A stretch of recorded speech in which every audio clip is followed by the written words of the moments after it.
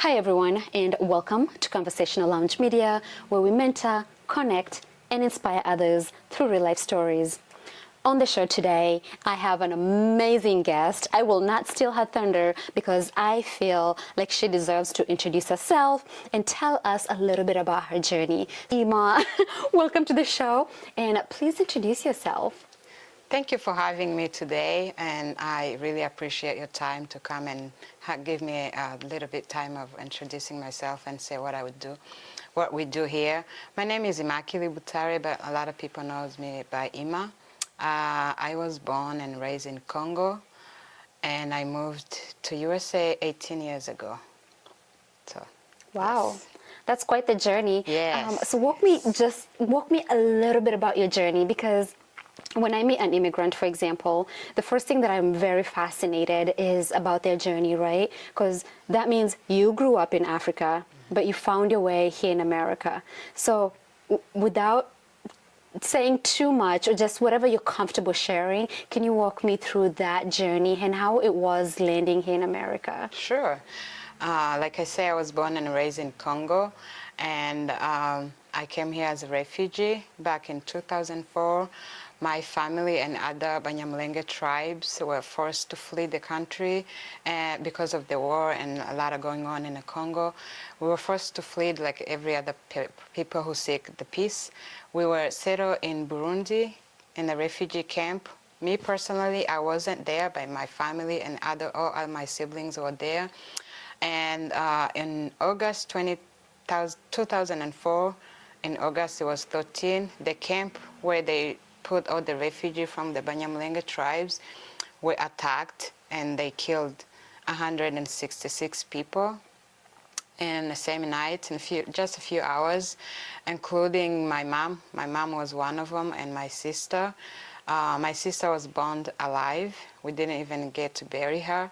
My mother was shot and died. My 3 siblings were shot. One of them lost her eye. But after that, that's when the journey of coming to USA as a refugee started. All the survivors, not all of them, but most of the survivors of that massacre were lucky enough to resettle through a resettlement agency to come here. Some were here in America, others went to Canada, others went to Australia, all over. So that's how myself and my family ended up in America. It was in 2007, March the 9th. That's when we landed in Abilene, Texas. It's a small little town in Texas. We were settled in Abilene, like I said, through a resettlement agency called IRTS. It's here in Iowa too. We were received really good. The resettlement agency cared for us. They showed us love. They were very, very caring people. I saw love in America after what we went through in Africa. I saw how people can express the love. They show us love. They care for us even though they didn't know us. So after that, I got married here in Iowa. My husband was a student at Iowa State. That's how I met him, and that's how I ended up in Iowa. Through coming to Iowa, I met Sharon, and we were helping people in the community on everyday's life, refugee, immigrant, and that's why we came up with the idea of starting a nonprofit. We're already doing this, we're already helping our people, we speak a little English. Myself, I was speaking a little bit English. I was helping in the community, and we sat down and Sharon and we're like, let's start something so we can help our people officially. And that's how AIRTS ended up starting. Oh my gosh. I'm going to take a moment here, because what you just said, it's heavy. It's heavy, it's impactful, and I am so sorry that you went through that and losing your family and your sister in that way. It's not easy. I'm fighting tears, but wow. Whew, I don't even know where to go from here, because obviously you're here now. It's a good thing. It's also a good thing that you had that agency to help you resettle. So tell me about your why, like outside of, your journey. So what made you want to start one here in Iowa? Because you came through Texas. Yes. It was already in my heart, and it became my passion. I wanted it to help. After the resettlement agency, what they did for my family and myself, I was like, wow, this is really good. I can give back to my community. I know the struggle, even though we didn't struggle much, but there is a struggle. There is a struggle when you come to a new country, a new culture. You don't know anything. You don't speak English. The struggle is real. The struggle is there. Our people struggle. But after all the journey of being new in the country, I saw the struggle and I was like, yes, I can give back to my community. I can help. Even if I help one person to their journey, that's a change. You can make a change even if it's one person or the community, you can make change. So after what I went through, it just stayed in my heart, and I just want to do it. I just want to give it back, and I want to help, especially my community. We need more people like you in the world today. Thank you so much that you're using your story, you're using your experience to help someone else. And the fact that it's coming from a first-generation immigrant, you're the first person who, like, you came to this country, you had to navigate through it, you had help, but then now you're being in the driver's seat and you're helping others navigate their journeys into a new country. You mentioned about some challenges that immigrants and refugees usually face when they come to America. Can you say just a few, what are some of the challenges that you see with new people here? The list is long. I can go That's why it's so hard. on Yes. and on, but the few of them that I can mention is language barrier. A lot of people come here without no English at all. It's a struggle without knowing English. You know, in this country to know everything, it's hard, but also to access everything is hard if you don't speak the language. So the language is one of them. The culture is hard. People are confused. When you come here, you're confused. You don't know what's right, what's wrong. You don't know what's going to make you get in trouble, what's going to make you be right. So you're just there in the middle without knowing anything. The system itself, it's so complicated. It takes years even for me to understand the system. So imagine you're new here, you don't speak English, you have nobody to help you to navigate the system. You're going to struggle no matter what. The parents are struggling, the kids are struggling. It's a lot. The list can go on and on, but the language is the main struggle the people that go through when you come here as a refugee especially. Oh my gosh, I couldn't agree more, especially the language, right? Yes. If you and I were not speaking the same language, you can express yourself, you can't even ask for help. Yes. I can imagine. Yeah. So with your organization, how are you helping people navigate that?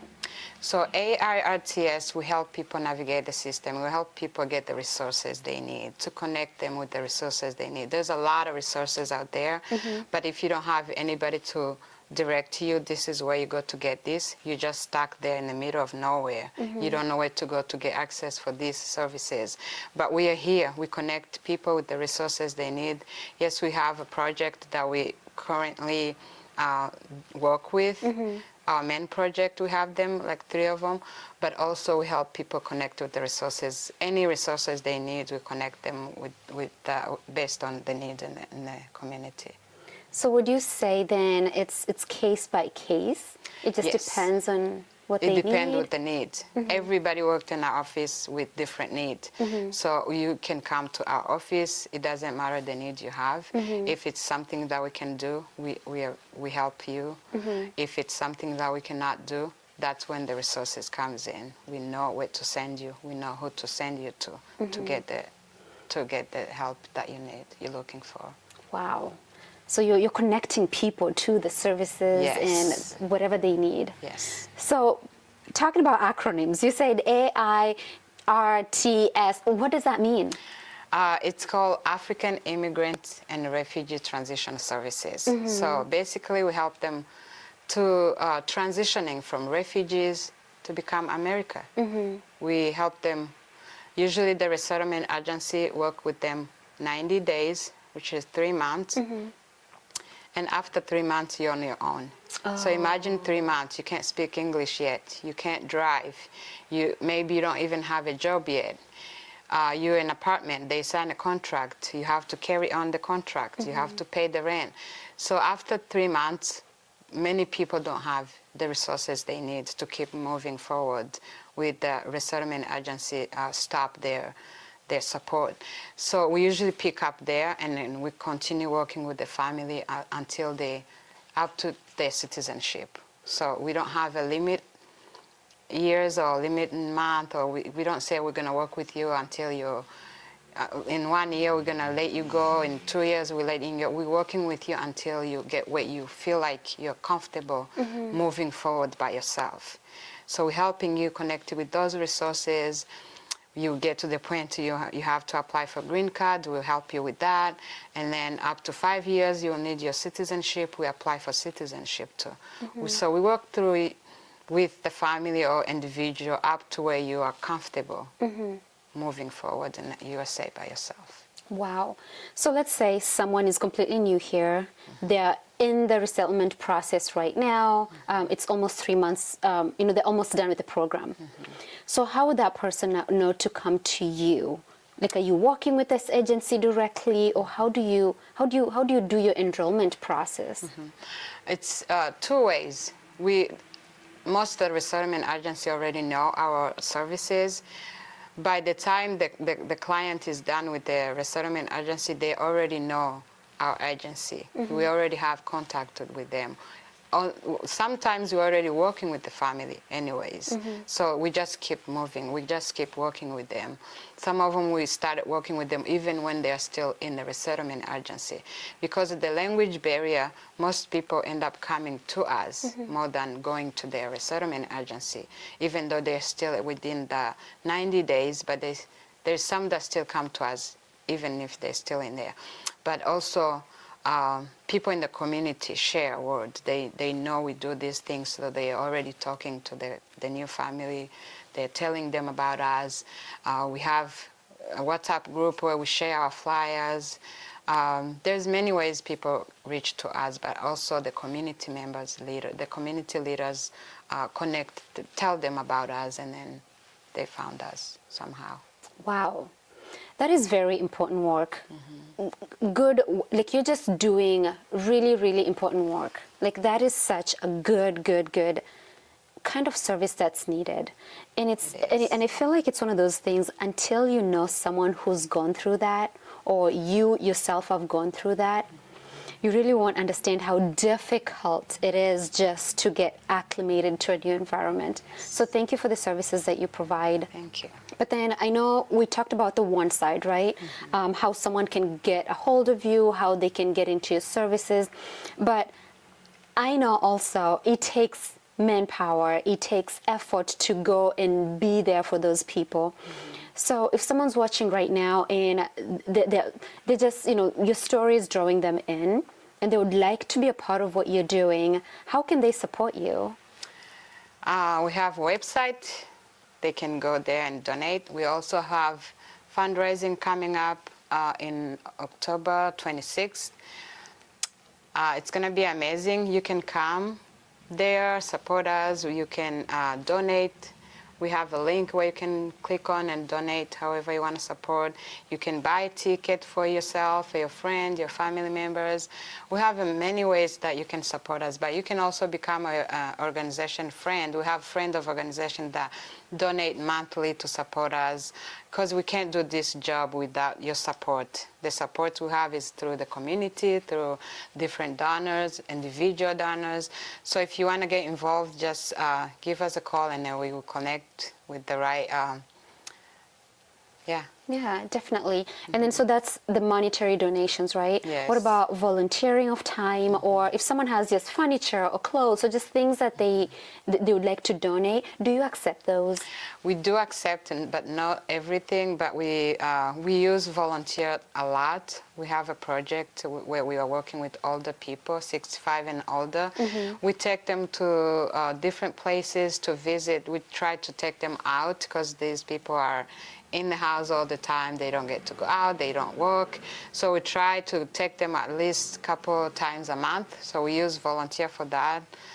Transportation is needed, interpretation and translation is needed. So there's a lot of way you can participate in helping this organization keep moving forward. Wow. Thank you so much. And you mentioned you have a website. What's your website address? If someone's just looking. It's www.AIRTS.org. Perfect. Yeah. All and right. we also have Facebook page. You can find us at African Immigrant and Refugee Transition Services. So. Nice. Yeah. Well, thank you so much for sharing your story today. But before I let you go, if someone's watching and they're really fascinated with your story, any part of it, your journey, or the work that you're doing and how you're giving back to your local community, if someone's fascinated with any part of that, what kind of word of encouragement would you give them, or just advice? I can talk with that based on the question you just asked, but if you're out there and you want to get involved with the AIRTS, just reach out to us or go to our website or go to our Facebook page, send us a message of encouragement. But I would also like to encourage anybody who is out there to give back to your community when you can, because there's a chance that you can participate in giving out there. There's people that are in need. There's people that are struggling with the system that don't know what they're doing. There's a parent that don't understand the system, how it works with the kids. So you giving back to the community will mean a lot to those families. So just be there for the people who need you, because you have something that you can give back, and when you do, it's a blessing to those families, and it's a blessing to yourself as well. Wow. Thank you. Thank you so much, Imma. And before I let you go for real this time, is there anything that I did not get a chance to ask you, but you feel like it's important that you let your audience know? I just want to remind people about our fundraising that's coming up. Please don't miss. It's going to be fun. It's going to be African food. We're going to have dancer that will dance African dance. It's going to be fun. Please come and watch yourself. You will love it, and you will not regret coming to that event. Oh, the fundraiser is coming. And I hear it's your very first fundraiser. It is our first fundraising, first time as doing that. So oh my gosh. It'll be our pleasure to have you there, and I'm sure you're gonna love it. So come enjoy. When is it? It's on the 26th of this month. It's Saturday. Gonna be at 5, from 5 to 8. We're gonna serve dinner. We're gonna dance. We're gonna have also a silent auction where you can purchase something from back home. So come prepare. It'll be fun. We can't wait to see you there. Awesome. Well, thank you so much for sharing your story. And everybody back home, I hope Imma's story spoke to you or someone that you know. And if it did, please go ahead and share this message. Spread it out wide. And if you haven't already, I don't know what you're still waiting for. Go to YouTube, subscribe to Conversations with Trudy so you can be a part of the most inspirational network in town. Until next time, have a wonderful day, inspiring others one story at a time.